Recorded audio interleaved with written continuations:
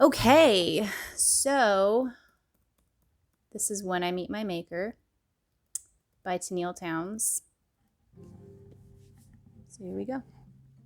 When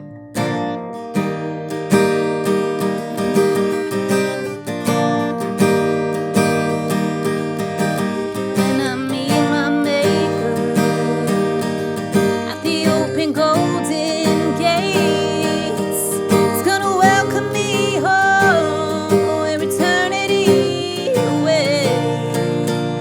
Gonna run into his arms, gonna stare into his eyes, the ones that I've been seeking, the ones that never left my side.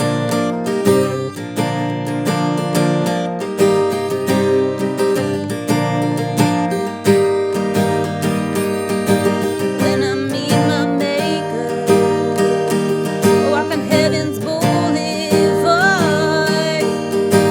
up above the clouds and in between the stars, I'll ask him all my questions and I'll answer with a smile.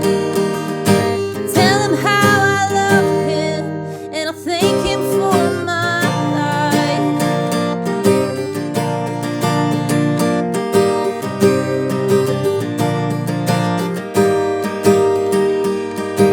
When I meet my maker, gonna know it's the right time, 'cause he'll have a reason, I'll understand why. Tell me that it's alright, and I'll tell him how I missed you. Show me how to watch over from the front row with a perfect view.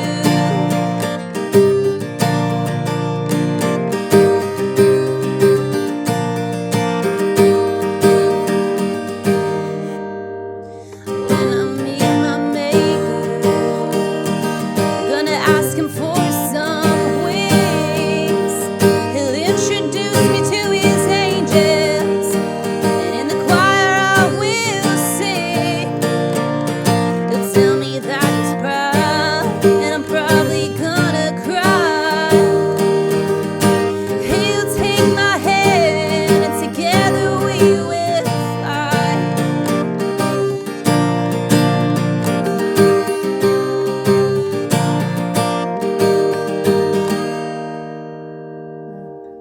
When I meet my maker,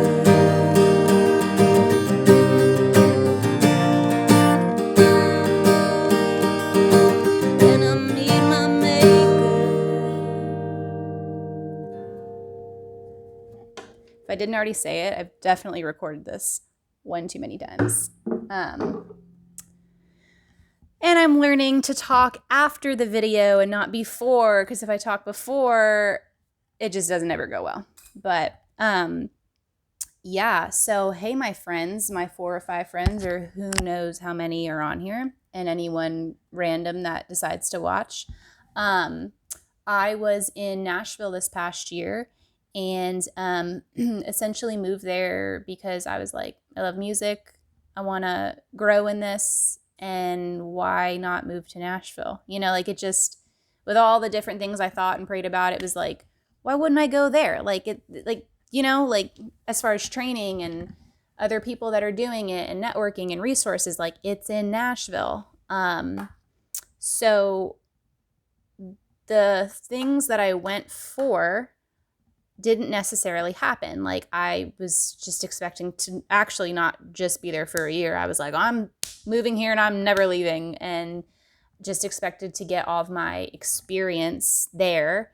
And it ended up that what I got a lot more of was a lot of Casey time, and it definitely was needed. I should say like I went there knowing that was like a big part of it. But like as far as like practicing and stuff, it was a lot of in my apartment by myself, just crafting and like honing skills and taking a few lessons here and there. I mean, it's expensive, and like super grateful for the different like coaches that I worked with very briefly.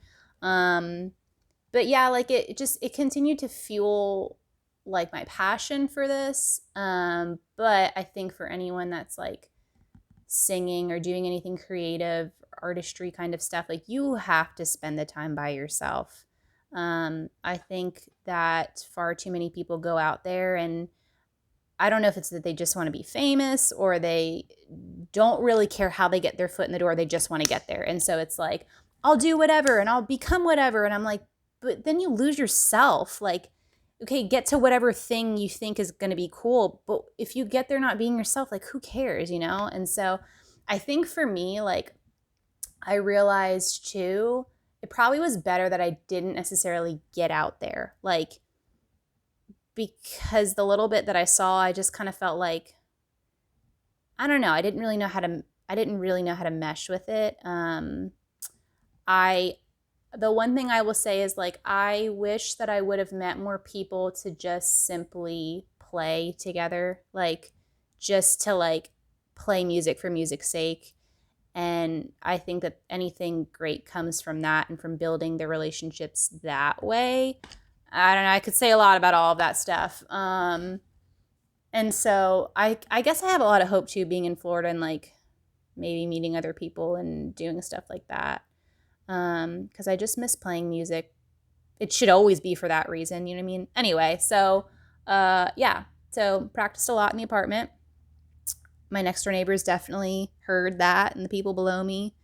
I'm thinking the people below me don't really miss the fact that I'm not there anymore, because I played all the time. But it's Nashville. I was like, shouldn't somebody in an apartment complex be jamming all the time? Isn't that what? That's what I thought.